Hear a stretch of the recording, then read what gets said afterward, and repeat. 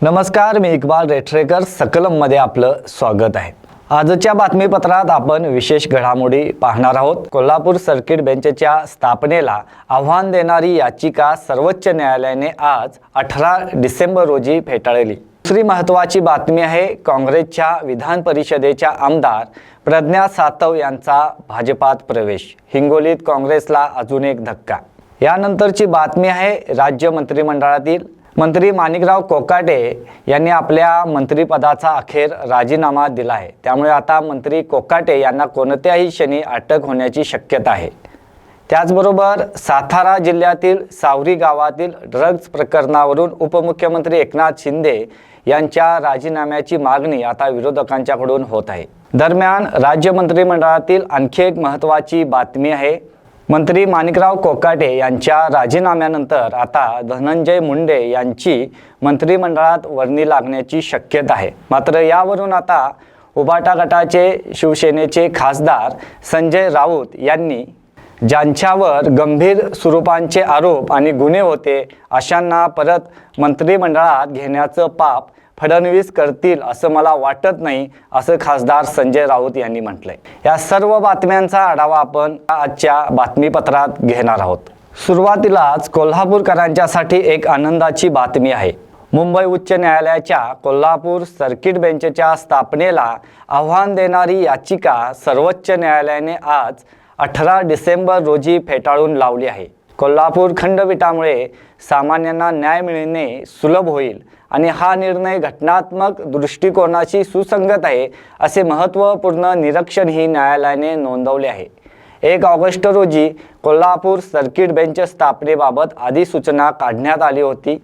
या अधिसूचनेला वकील रणजित निंबाळकर यांनी याचिकेद्वारे आव्हान दिले होते. याचिकाकर्त्यांनी जशवंत सिंह आयोगाच्या 1985च्या अहवालाचा दाखला दिला होता. मुख्य न्यायालयापासून दूर खंडपीठ स्थापन करणे हा अपवाद असावा, नियम नव्हे, असे या अहवालात म्हटलं होतं. सर्किट बेंच स्थापन करताना इतर न्यायाधीशांशी सल्लामसलत केली गेली की नाही याबाबत स्पष्टता नसल्याचा दावाही याचिकेत करण्यात आला होता. न्यायमूर्ती अरविंद कुमार आणि न्यायमूर्ती NV अंजारिया यांच्या खंडपीठासमोर या याचिकेवर सुनावणी पार पडली. कोल्हापूर खंडपीठाची स्थापना ही सर्वांना न्याय मिळवून देण्याच्या घटनात्मक संकल्पनेला अनुसरून असल्याचं न्यायमूर्ती अरविंद कुमार आणि न्यायमूर्ती NV अंजारिया यांच्या खंडपीठाने स्पष्ट केले. खरं तर कोल्हापुरात उच्च न्यायालयाचे सर्किट बेंच व्हावे यासाठी गेल्या 30 वर्षांहून अधिक काळ लढा देण्यात येत होता. सर्किट बेंचच्या मागणीकरिता अनेक वेळा आंदोलन मोर्चे काढण्यात आले होते. देशाचे तत्कालीन सरन्यायाधीश भूषण गवई यांच्या कार्यकाळात कोल्हापूरसाठी सर्किट बेंच मंजूर झाले. मात्र या सर्किट बेंचला आव्हान देणारी याचिका दाखल झाली होती. मात्र सर्वोच्च न्यायालयाने ही याचिका फेटाळल्याने हा निर्णय मोठा दिलासादायक मानला जात आहे. यानंतरची आणखी एक बातमी महत्त्वाची आहे.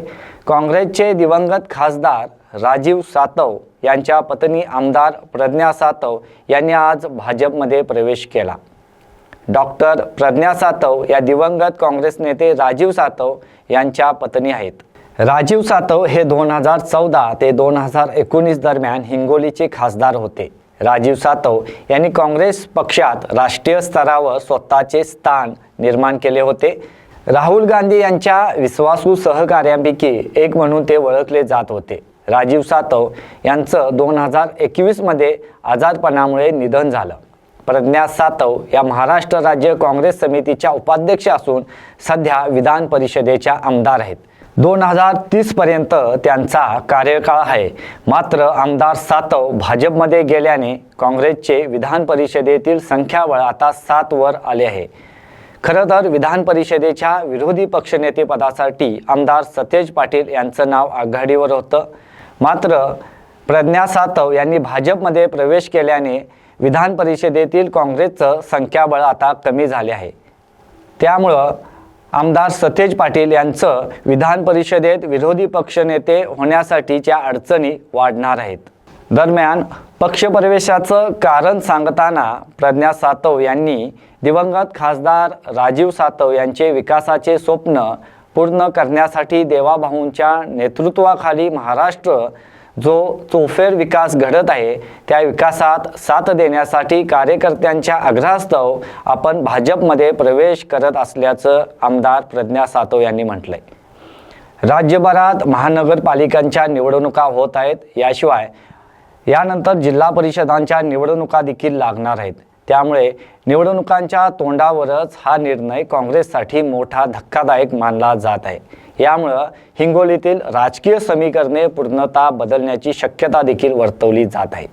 आता आणखी एक बातमी आपण पाहणार आहोत. राज्य मंत्रिमंडळातील माणिकराव कोकाटे यांचा मंत्रिपदाचा अखेर राजीनामा त्यांनी दिलेला आहे.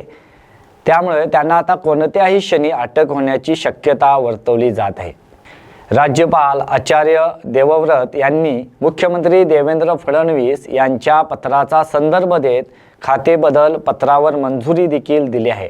त्यामुळे राज्याच्या राजकीय वर्तुळात ही सर्वात मोठी बातमी असून आता उपमुख्यमंत्री अजित पवार यांच्याकडेच माणिकराव कोकाटे यांच्याकडील सर्व खात्यांची जबाबदारी असणार आहे.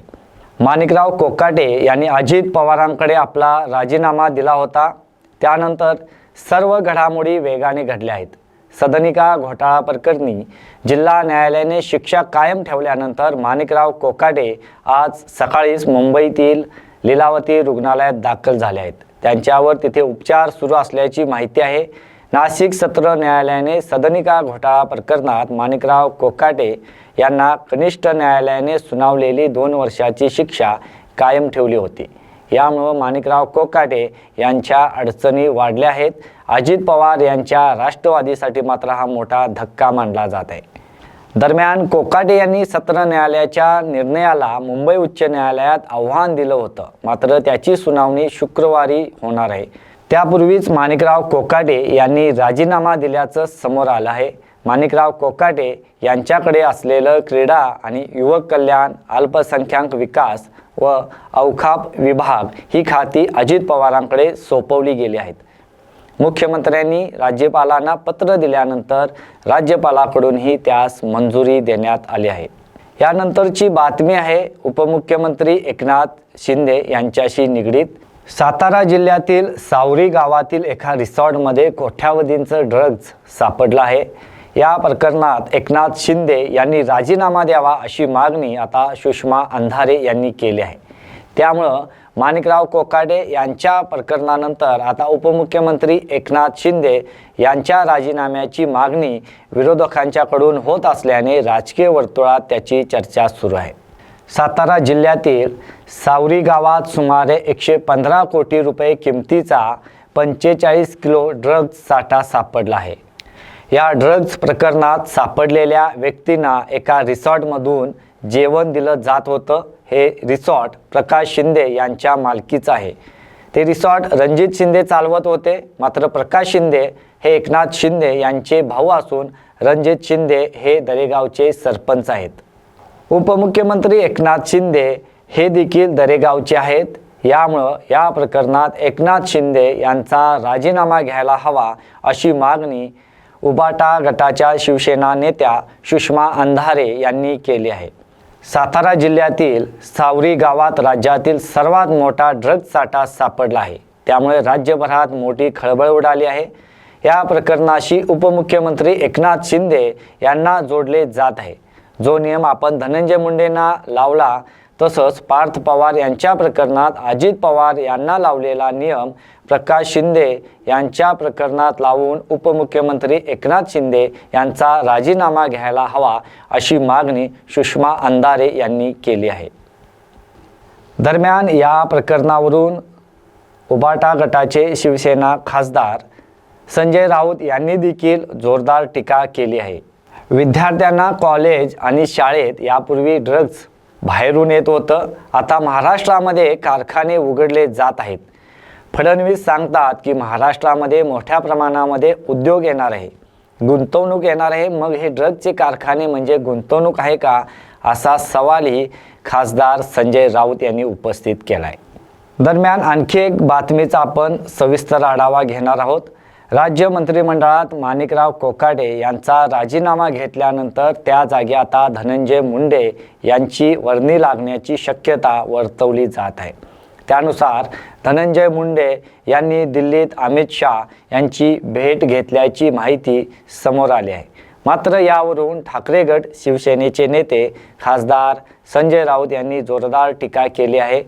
ज्यांच्यावर गंभीर स्वरूपाचे आरोप आणि गुन्हे होते अशांना परत मंत्रिमंडळात घेण्याचं पाप फडणवीस करतील असं मला वाटत नाही। धनंजय मुंडे यांना पुन्हा मंत्रिपद देणे हे फडणवीसांना सोपं नसल्याचं शिवसेना खासदार संजय राऊत यांनी म्हटलंय।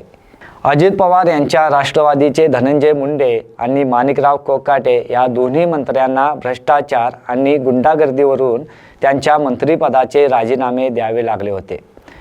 त्यामुळे या सरकारला लागलेला हा काळिमा असल्याचा हल्लाबोलही संजय राऊत यांनी केलाय। राज्यात महायुतीचे सरकार आल्यापासून 1500च्या वर शेतकऱ्यांनी आत्महत्या केल्या आहेत असा हल्लाबोलही खासदार संजय राऊत यांनी केला आहे।